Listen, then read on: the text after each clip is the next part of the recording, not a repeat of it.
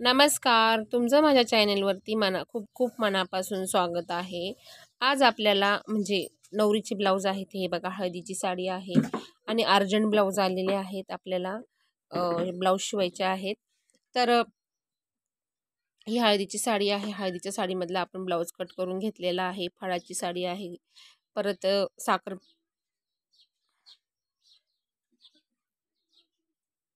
साखरपुड्याची ही साडी आहे.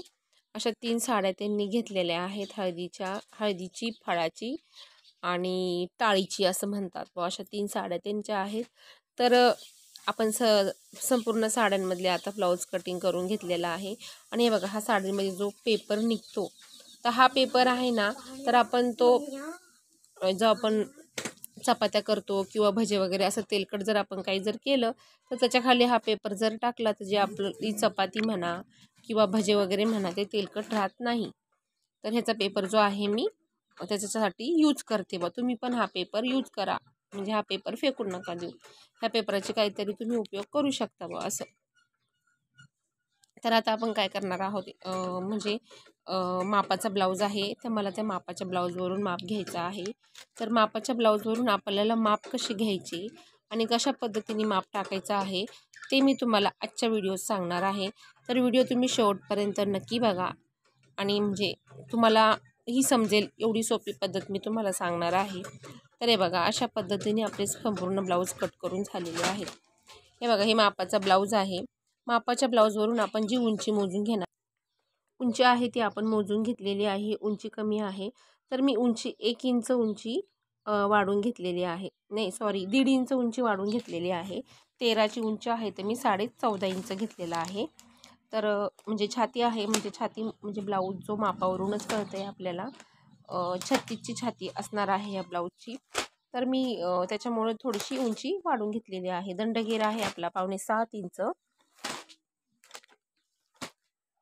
दंडघेरावरती, आणि आपल्याला टिक मार्क करून घ्यायची आहे. मार्किंग करून घेतली मी दंडघेराची सुद्धा लगेचच. आता आपल्याला छाती मोजायची आहे. तर हे बघा, छाती जी आहे आपली, जो मोंढ्यातली जी फिटिंग आहे ती बरोबर आपली 9 इंच भरते आणि 1.5 इंच एक्स्ट्रा घेतलेला आहे या मापामध्ये. म्हणजे पूर्ण जी घडी आहे ती 10.5 इंचाची भरती. तर त्याआधी आपण काय करणार आहोत, कमर मोजणार आहे. कमर जे भरलेलं आहे 32 इंचाचं. आणि तुम्हाला एक ट्रिक सांगते, म्हणजे आपल्याला असं जर नाही समजलं, ब्लाऊजची जी छातीचं माप जर काढता नाही आलं, तर ह्या पद्धतीने ना तुम्ही ब्लाऊजला जे आहे संपूर्ण हुका लावून घ्यायच्या आणि अशा पद्धतीने जो ब्लाऊज आहे तो ठेवायचा आणि मोंढ्यातला हा मोंढा आणि तो मोंढा असा परफेक्ट धरायचा. तर आपला पूर्ण मोंढा भरलेला आहे, म्हणजे इथून ते तिथपर्यंत माप भरलेलं आहे आपलं 18 इंच. 18च्या निम्मे किती होतं, 18च्या निम्मे 9, म्हणजे ही छाती आहे 9 इंचाचं माप आहे, म्हणजे 36ची छाती भरलेली आहे या मापाची. तर हे बघा, बाही घेतलेली आहे आपण 4.5 इंच. अशा पद्धतीने हे मापे टाकून घ्यायचे आहेत आपल्याला संपूर्ण. मागचा गळा आहे 4 इंच. तर आपला जो ब्लाऊज आहे संपूर्णपणे या ब्लाऊजवरून आपलं माप घेतलेलं आहे आणि पुढचा गळा मी 6.25 किंवा 7 इंच घेणार आहे. तर आता आपण अस्तर आहे ते अस्तरवर कटिंग करून घेऊ. तर हे बघा, उंची आहे आपली 14.5 इंच. त्याच्यामध्ये आपल्याला 1 इंच ॲड करून घ्यायचा आहे, म्हणजे उंची आपली भरलेली आहे 15.5 इंच. दोन्ही साईडनी जे आहे आपल्याला मार्किंग करून घ्यायची आणि एक स्केलच्या सहाय्याने सरळ रेष मारून घेतलेली आहे. आता आपल्याला मोंढ्याचं जे शोल्डरचं माप टाकायचं आहे ते 5 इंच. मोंढा टाकायचा आहे आपल्याला 5.25 इंच. आणि छातीचा चौथा भाग टाकलेला आहे आपण 9 इंच आणि 2 इंच आपण घेतलेला आहे मार्जिनसाठी. तर अशा पद्धतीने हे संपूर्ण जो बॉक्स आहे तो आपला तयार करून झालेला आहे.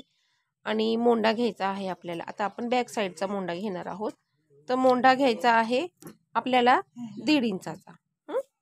त्याच्या आधी आपल्याला कसा मोंढा घ्यायचा आहे बघा, मोंढ्याची आपल्याला निम्म करायचं आहे.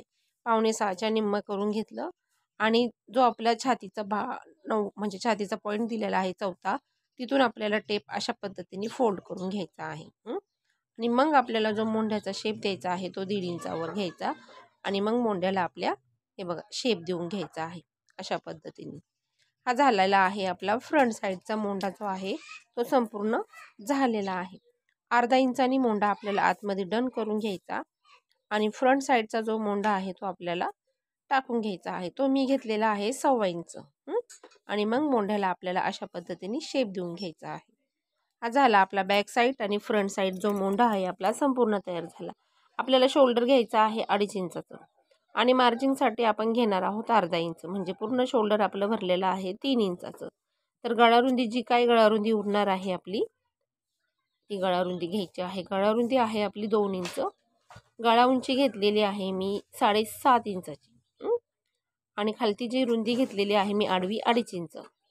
आणि अशा पद्धतीने सरळ रेष मारून घ्यायची आणि तुमच्या आवडीनुसार तुम्हाला जो गळा द्यायचा आहे तो तुम्ही देऊ शकता. मी घेतलेला आहे पानगळा. इथपर्यंत जो आहे आपला बॅक साईड फ्रंट साईड मोंडा झालेला आहे. शोल्डरचं माप टाकून झालेला आहे. गळा उंची झालेली आहे. म्हणजे पुढचा जो भाग आहे तो आपला निम्मा झालेला आहे. आता आपल्याला काय करायचं आहे, जो आपला छातीचा जो टक्स पॉईंट आहे तो कसा घ्यायचा आहे बघा. छातीचा टक्स पॉईंट घेतलेला आहे मी 10 अधिक अर्धा इंच. म्हणजे मार्जिनसाठी आपण अर्धा इंच घेतला असे 10.5 इंच. आणि आडवा पॉईंट घेतलेला आहे मी 4.25 इंच. अशा पद्धतीने सरळ रेष मारून घेतली आणि खालून सुद्धा आपल्याला आडवं मोजून घ्यायचं आहे. 4.25 इंच आपलं कुठं भरतंय ते बघून घ्यायचं आणि मग सरळ रेष मारून घ्यायची. आणि आता काय करायचं आहे आपल्याला इथं पफसाठी जे आपल्याला 2 इंच मार्जिनसाठी घेतलेलं आहे आपल्याला पफसाठी अशी तिरकी रेष मारून घ्यायची. आणि वरती जो आपला पफ आहे त्याला आपल्याला ह्या पद्धतीने शेप देऊन घ्यायचा आहे. आणि 1/2 इंचाचा अंतर ठेवायचा आहे आपल्याला इथं. तर त्याच्यामुळे जो आपल्या मोंढ्यातला प्रॉब्लेम आहे तो 100% आपला सॉल्व होतो. म्हणजे आपल्याला तिथं 1/2 इंच कट करायचं आहे. म्हणून आपण मोंढ्यात इथं 1/2 इंच वाढून घेतलं. आणि 2 इंच जे पफसाठी आपण घेतलं होतं ते सुद्धा आपण एक साईडनं वाढून घेतलेलं आहे 2 इंच. ह्या पद्धतीने ही मार्किंग झालेली आहे. आता आपल्याला काय करायचं आहे, अर्धा इंचाने खाली वाढवायचं आहे इकडं आणि इकडं सुद्धा आपल्याला अर्धा इंचाने वाढवायचं आहे. आणि अशा पद्धतीने जे आहे शेप देऊन घ्यायचा. इथं सुद्धा वरती थोडंसं कोणे आपले बाहेर येऊ नये म्हणून अशा पद्धतीने शेप देऊन खालून इथं गोल शेप द्यायचा. आणि मग आपला जो पफ आहे त्या पफला अशा पद्धतीने शेप देऊन घ्यायचा आहे. हे बघा, हा झाला आपला प्रिन्सेसचा संपूर्ण शेप तयार झाला.